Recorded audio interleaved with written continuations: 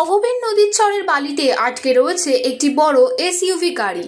পায়ের পাতা ডোবা জল হলেও গাড়িটির চাকা এমনভাবেই আটকে রয়েছে যে সেটিকে চালিয়ে তোলা সম্ভব হচ্ছে না। শেষমেশ সেই গাড়ি উদ্ধারের এগিয়ে এলো গজরাজ।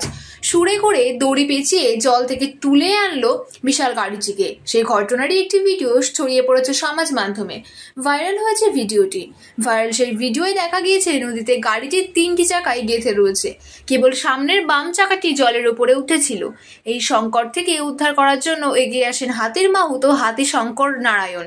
হাতিটির চেহারাও সম্ভ্রম জাগানোর মতোই। গাড়িটিতে লাগানো হয় মোটা একটি দড়ি।